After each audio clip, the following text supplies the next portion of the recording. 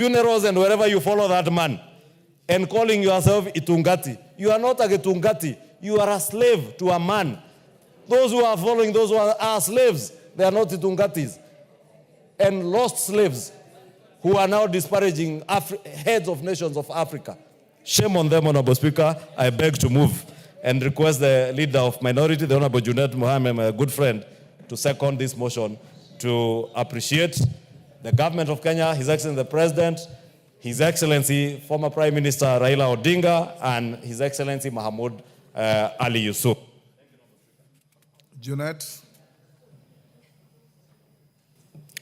Mr. Speaker, I stand to second the motion that has been moved by the leader, Majority Leader, Honorable Kimani Ichung'wah.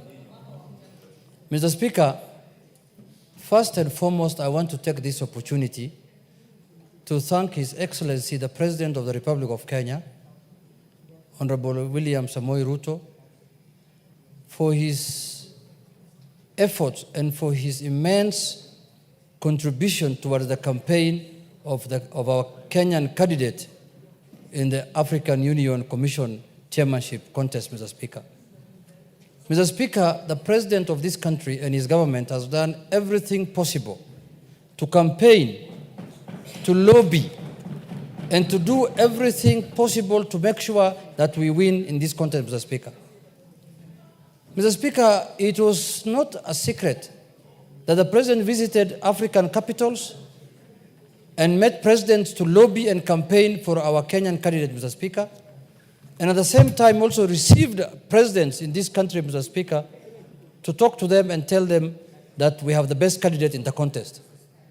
Mr. Speaker, we will not forget that. As a party, ODM party, as people, Mr. Speaker, we will remind everyone who wants to forget that the President campaigned and lobbied for our candidate, Mr. Speaker. Mr. Speaker, also I want to thank the Right Honorable former Prime Minister Raila Odinga, Mr. Speaker, for stepping out, because, Mr. Speaker, it requires a lot of courage, Mr. Speaker, and determination to come out and say that I want to represent my country at a very high level, Mr. Speaker, of the African Union. Many Kenyans will want, Mr. Speaker, to contest for that kind of position, but it requires courage. It requires somebody who has the stamina, Mr. Speaker, to show and to come out and say that I want to run for this, Mr. Speaker. Mr. Speaker, this country could not have a better candidate than him, because his credentials are known, Mr. Speaker. And he has served the African Union, Mr. Speaker, at the level of High Representative on Infrastructure, Mr. Speaker, before, for a period of, I think, 3 years. And he had performed exemplarily very well. And he had done a good job. And, Mr. Speaker, he had all the credentials as a Pan-Africanist to contest for that high office, Mr. Speaker. Mr. Speaker, in an election contest, there must be a winner and there must be a loser. And you can also go on a draw. Mr. Speaker, it is not easy to raise the confidence of over 20 presidents of a country, Mr. Speaker. You have seen the first round, he got 22 votes. Those are 22 countries that have faith and confidence in the candidature of Honorable Raila Odinga, Mr. Speaker. Many of us, if we were to contest, we might not even get 2 presidents or 3, Mr. Speaker, or even 1. Even 1 vote of a president, Mr. Speaker. But he could manage to raise those numbers because he's a Pan-Africanist, he's known in this continent, and he has done and participated in many things affecting this country, Mr. Speaker, in solving them. Mr. Speaker, the election went as it went. Even when he was going for the election, his last speech at Bomas of Kenya, in a conference that was held by the ODM party, he said he'll be very happy if he wins, and in the event he loses, he has a home to come back to. And life continues as usual, and he will do his things, his business, and other things that he normally does. But, Mr. Speaker, what has shocked me as a Kenyan, Mr. Speaker, and up to now I am still in shock, is not the loss that we had in Addis Ababa. Mr. Speaker, what has shocked me is that the celebration that happened in some parts of our country after we lost that election, Mr. Speaker. This was not a Kenyan contest, Mr. Speaker. Some of the people who are celebrating are keeping now busy the majority leader here. Can they sit down so that they can hear what I'm saying, Mr. Speaker? Mr. Speaker. Order, Wamawa and... These are some of the people who are celebrating. She celebrated, but that is fine. Because in a contest you can... Order, Wamawa, you cannot cross the aisle like that. Mr. Speaker... It's immaterial what she wants to do.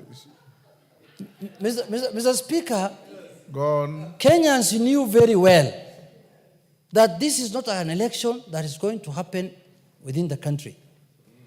It's not an election that is normally announced at Bomas of Kenya. This was an election that was happening at the African Union. And some of the Kenyans became so unpatriotic and supporting a candidate against Kenya, Mr. Speaker. And even campaigning for him openly in the social media, in all kind of sphere, Mr. Speaker. Mr. Speaker, I cannot be so unpatriotic. If today a Kenyan of any color, any race, any religion, any creed comes out to contest for an international position, Mr. Speaker, I will support. In the spirit of being a Kenyan, Mr. Speaker. That's all. The first thing that we need to look at is being a Kenyan.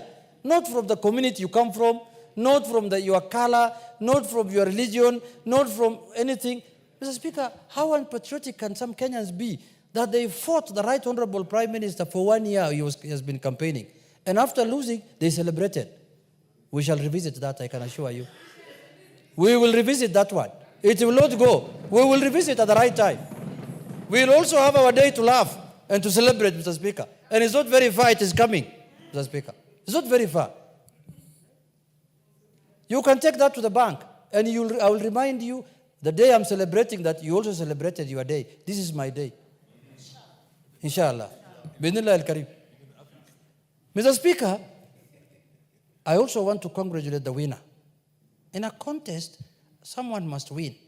And a country that is who is our neighbor in the same region, the Eastern African region, won the election. So we have every reason to celebrate also and to congratulate them, Mr. Speaker, because in a contest we expected to have a winner and a loser. But we expected ourselves to win, but we did not win. So we cannot be so losers. We say there are many things that happened. I was in Addis Ababa, Mr. Speaker. I don't want to talk about them now, but that is part of the election. You don't have to complain. You don't have to begrudge anyone. That is normal. All of us defeated someone by being in this house, Mr. Speaker. All of us defeated someone by being in this house, Mr. Speaker. We had opponents, Mr. Speaker, in the election. Even you, to be elected as a speaker, you had opponents. We had a candidate, Azimio, and Kenya Kwanza proposed you, and you got the highest votes. And now today you are presiding over here as our speaker. You are a speaker for all of us. We are not saying, oh, we have lost, now another speaker must sit next to you, the one who lost to you. We cannot work like that. So, Mr. Speaker, in a contest, it goes that way. But I want Kenyans to get experience out of this contest, because this is not going to be the last time a Kenyan is going to contest for an international job. And I want to encourage the government of the Republic of Kenya to propose and support Kenyans who are qualified to go for international positions, Mr. Speaker. The UN Secretary General job is coming up in the next year, Mr. Speaker. If there's a Kenyan who feels he's qualified to become the Secretary General of the UN, he should go for it. And Kenyans will support. It doesn't matter whether you win or lose. It doesn't matter. Go for it. So, Mr. Speaker, many countries in this region have done very well, much better than our country, in terms of positioning their people in this multilateral organization, Mr. Speaker. We have not done very well as a country in that sphere, Mr. Speaker. We have to improve our socks and make sure that a lot of Kenyans, even the ones who are celebrating, instead of holding people in villages, in somewhere there in Nyeri, release them, let them go for these international positions if they are qualified. Don't hold people there buying them uji every day, and they are qualified, they have papers, they have masters, they have degrees, everything. Take them out, Mr. Speaker. Wamunyoro is not a church. Unless it's another Shakahola place. where people now go there and they want to die there inside there. So, Mr. Speaker, in conclusion, I want to say that I have thanked the President on behalf of my party, on behalf of my constituency, and on behalf of myself for showing leadership as our President and supporting the candidature of our party leader. I want to also congratulate my party leader. He's a strong man. Very strong man, Mr. Speaker. And he always has a second chance. If there is any other position to serve in the continent, he will be available. In the world, everywhere, Mr. Speaker, he has been available, Mr. Speaker. He has served the African Union before, and we will continue supporting him. And he's my leader, and we will make sure that we provide our services to the people of this country and to the people of this country, Mr. Speaker, in whichever level we can, in whichever capacity that we can. There are people who thought that this contest was political. They thought that, oh, this is a contest now, or if we lose, ODM will get annoyed. I don't know, annoyed of what? If there are people we should be annoyed with, it should be Djibouti, the people who took our cup. Yeah, why should we be annoyed with somebody who was not contesting against us? We should be annoyed with the people who defeated us. And we are not annoyed with them also. We are congratulating them for doing a good job. Because African Union belongs to all of us. As a nation, we are part of the African Union. So, Mr. Speaker, with those few remarks, I wish to second and warn the naysayers that you should avoid that kind of thing going forward in future. Mr. Speaker, because if you are going to oppose a Kenyan because of his political affiliation, because of domestic issues, it's a very primitive way of looking at things. And I know some of the people, why we impeach them also, it was not in the impeachment paper, but it's primitivity. Some of them are very primitive people. Village mentality.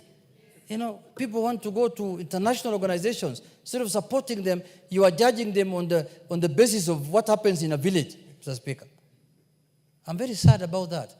I do not expect people to celebrate the loss of a Kenyan in an international contest.